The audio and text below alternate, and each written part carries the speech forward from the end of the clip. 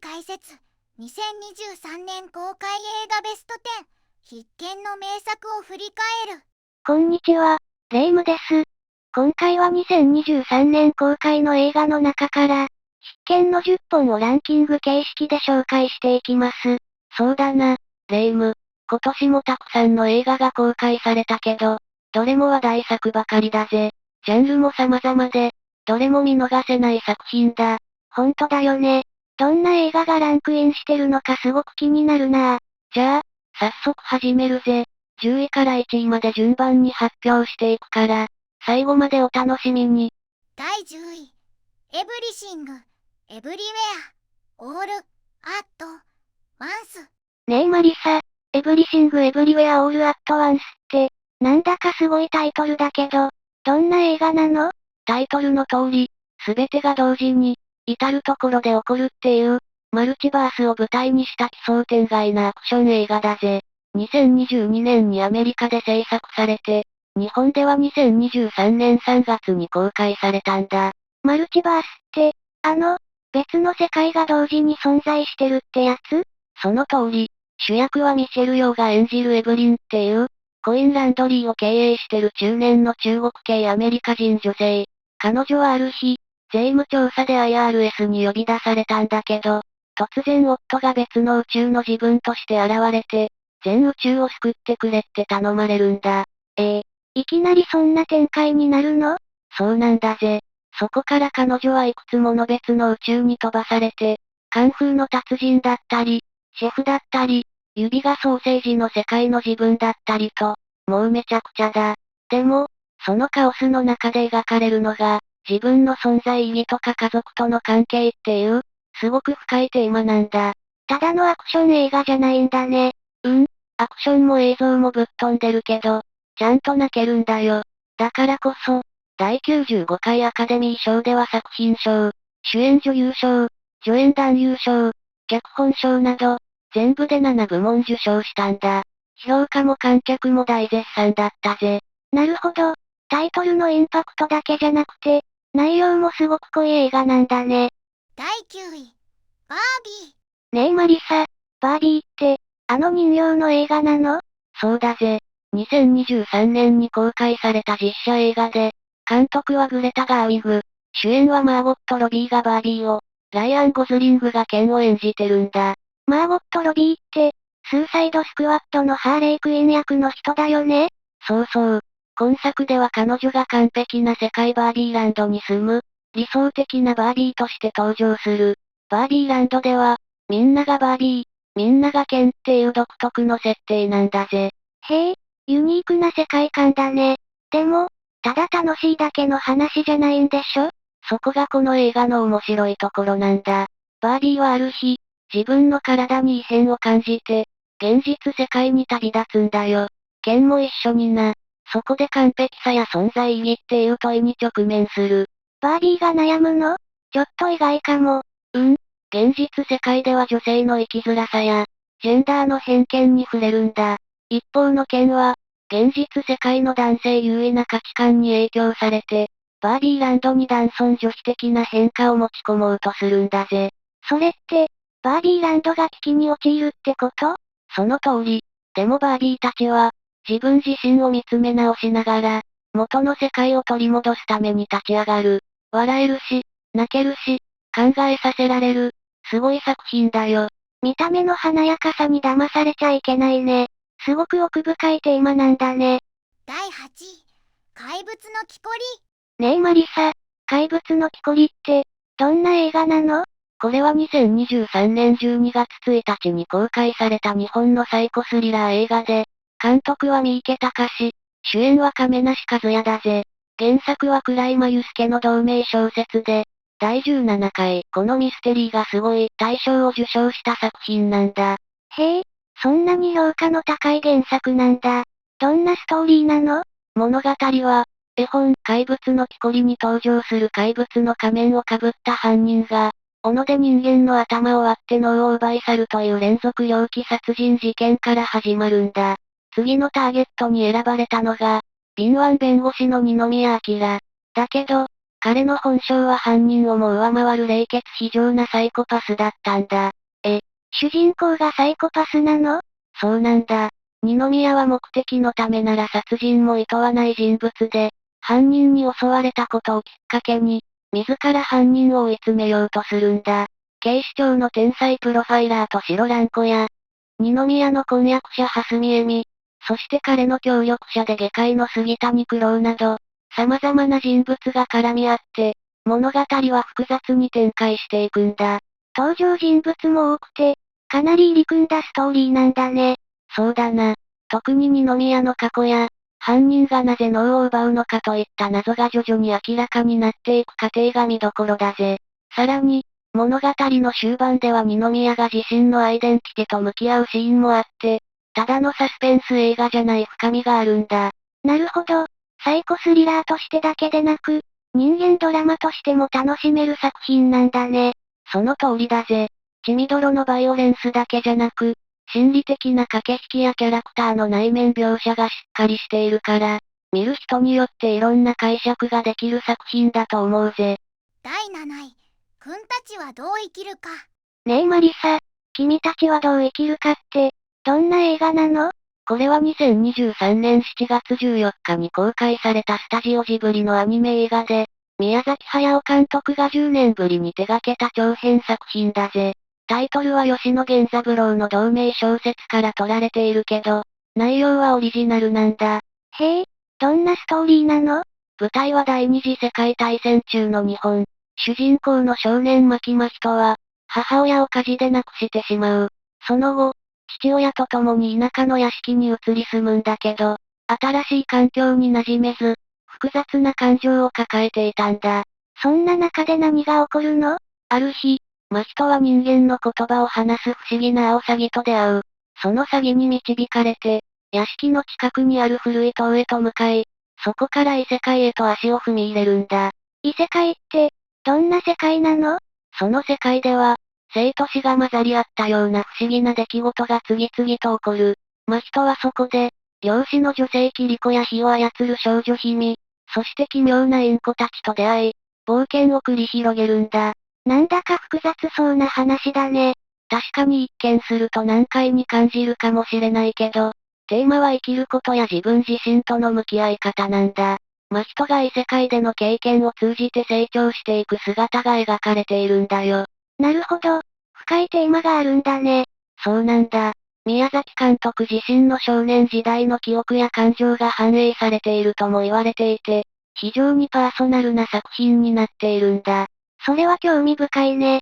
見てみたくなったよ。ぜひ見てみてくれ。映像美や音楽も素晴らしくて、心に残る作品だと思うぜ。第6位、ウォンカとチョコレート工場の始まり。ねえマリサ、ウォンカとチョコレート工場の始まりって、どんな映画なの？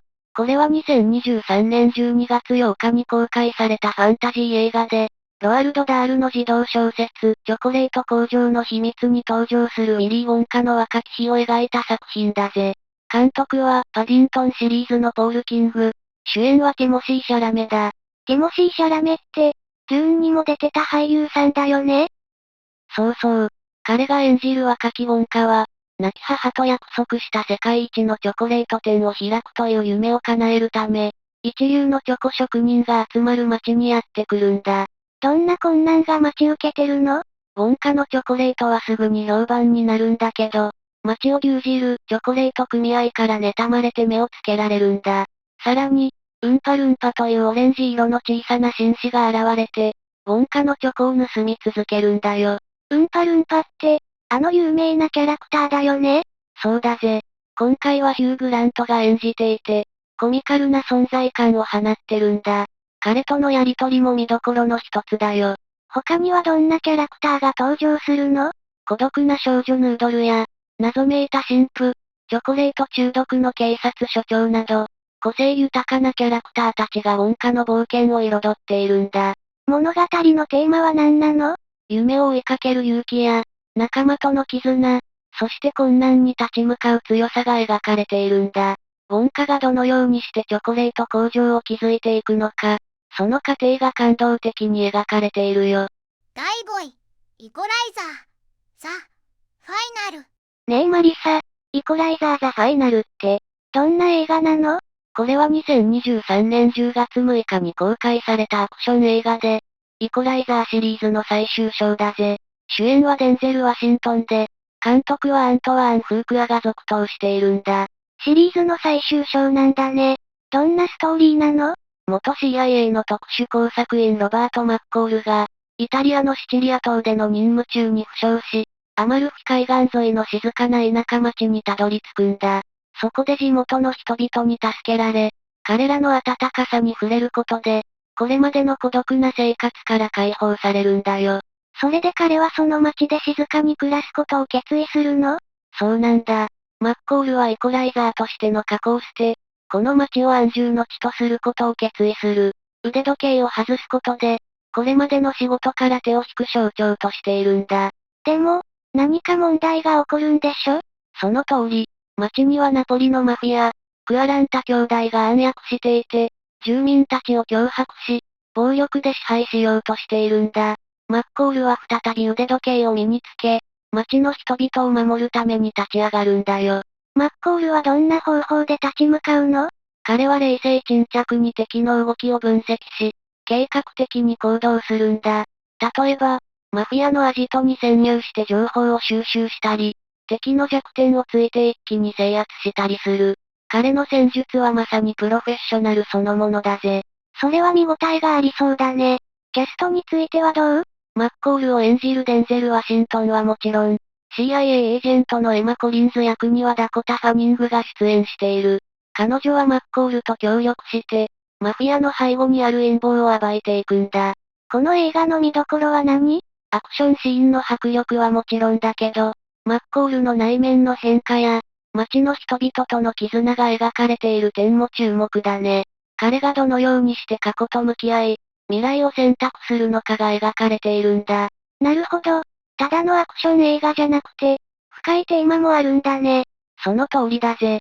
イコライザー・ザ・ファイナルは、シリーズの集大成として、アクションとドラマのバランスが絶妙な作品になっているよ。第4位、仕掛け人、藤枝バイアン。ねえマリサ、仕掛け人藤枝バイアンって、どんな映画なの？これは2023年に公開された時代劇映画で、池波正太郎の同名小説を原作としているんだ。主演は豊川悦司が務めていて、彼が演じる藤枝バイアンは、表向きはハリーシャだけど、裏では仕掛け人として暗躍しているんだ。ハリーシャが仕掛け人？なんだか複雑な設定だね。そうだな。バイアンは、表の顔では人々を癒すハリーシャとして生活しているけど、裏では悪人を始末する仕掛け人として活動しているんだ。彼の行動には、過去の出来事や信念が影響していて、その二面性が物語の深みを増しているんだよ。なるほど。キャラクターの内面がしっかり描かれているんだね。他にはどんな登場人物がいるの？バイアンの相棒である彦次郎を片岡愛之助が演じていて、彼もまた仕掛け人としてバイアンと共に行動しているんだ。他にも、菅野美穂や小林薫、天海祐希など、豪華なキャストが脇を固めているんだよ。それはすごいね。ストーリーはどんな感じなの？物語は、江戸の町を舞台に、バイアンと彦次郎が依頼を受けて悪人を始末していくという展開なんだけど、その中で彼らの過去や葛藤、人間関係が描かれていくんだ。単なる完全懲悪の話ではなく、登場人物たちの複雑な感情や背景が丁寧に描かれているのが特徴だね。時代劇って、ちょっと難しそうなイメージがあるけど、この映画はどう？確かに時代背景や用語に慣れていないと最初は戸惑うかもしれないけど、この映画は映像美や音楽、演出が現代的で、時代劇初心者でも楽しめるようになっているんだ。特に、バイアンの人間味あふれる描写や、緊張感のあるアクションシーンは見どころだよ。それなら安心して見られそうだね。どんな人におすすめ？人間ドラマが好きな人や、深いテーマを持った作品を求めている人には特におすすめだね。もちろん、時代劇ファンにも満足してもらえる内容になっていると思うよ。第3位、ミステリという流れ。ねえマリサ、ミステリという流れって、どんな映画なの？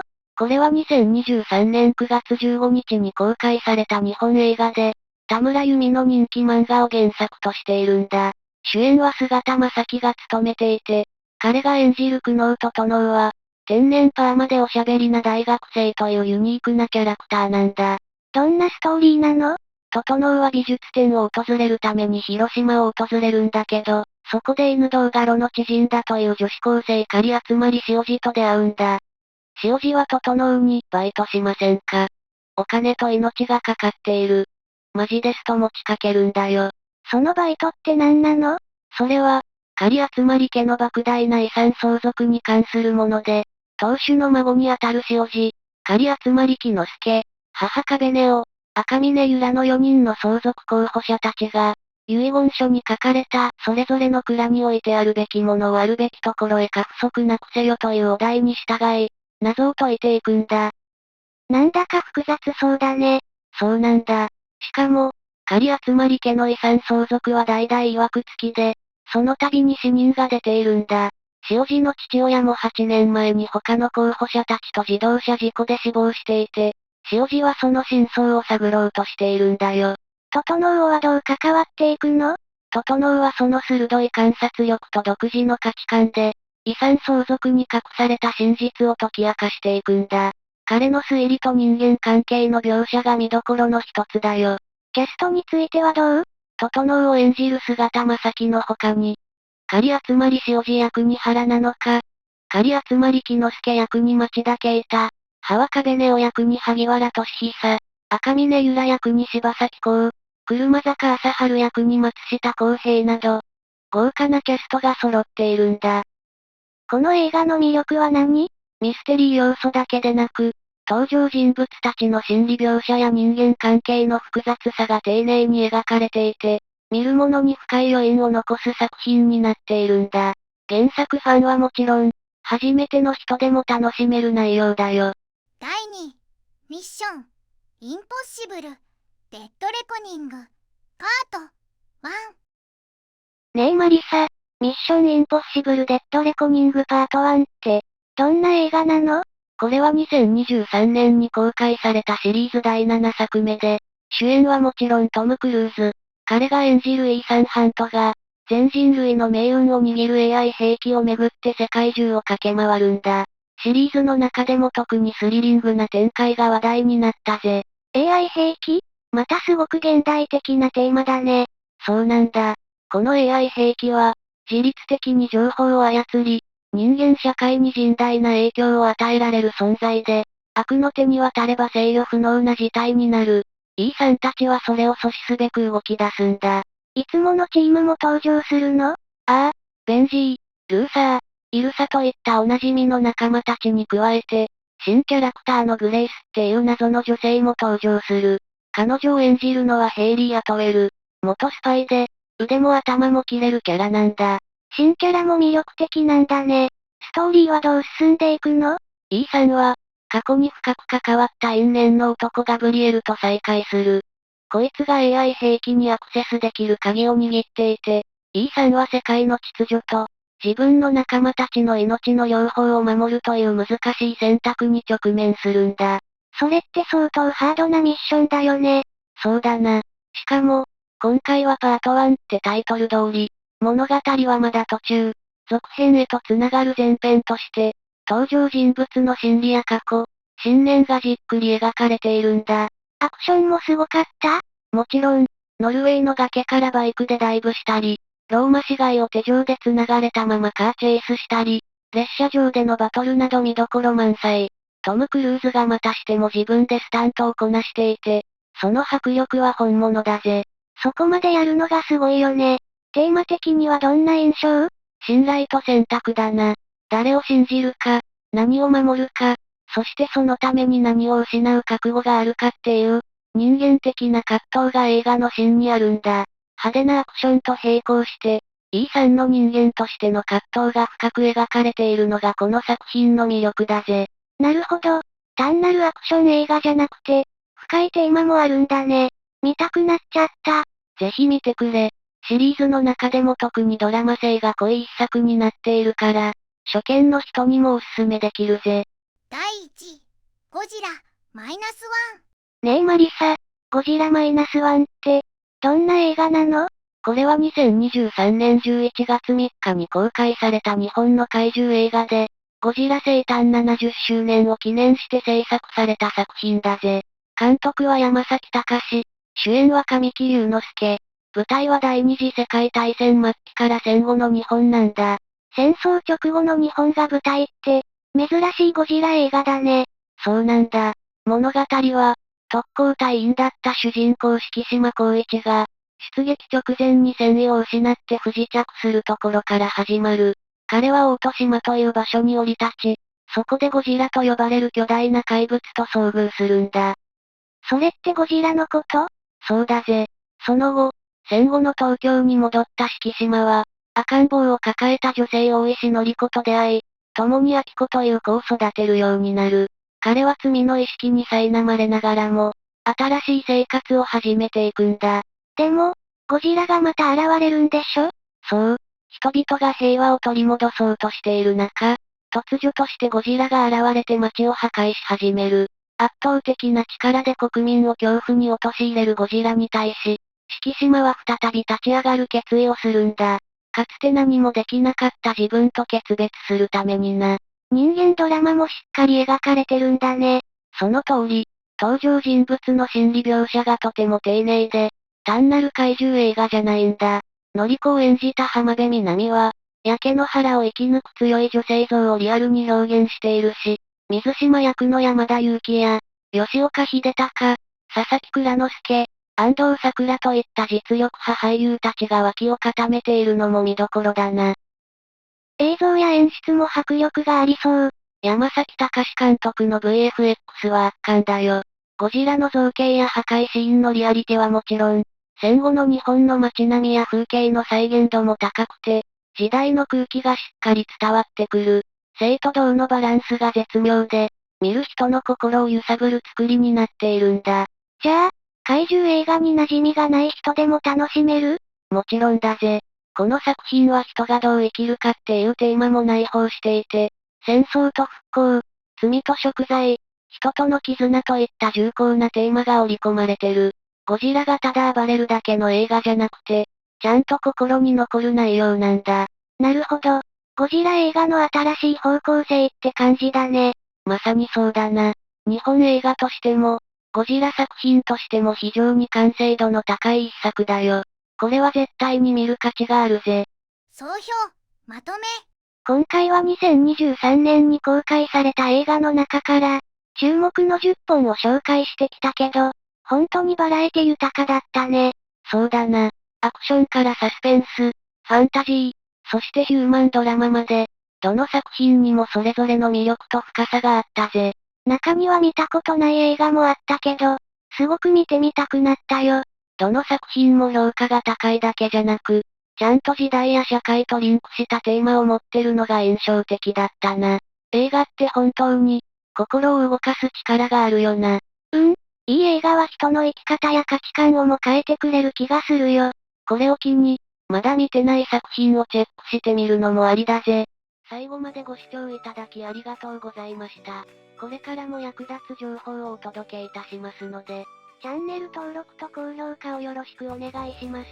コメント欄でご意見や質問もお待ちしています。それではまた次回お会いしましょう。バイバイ。今日も一日良い日で、またね。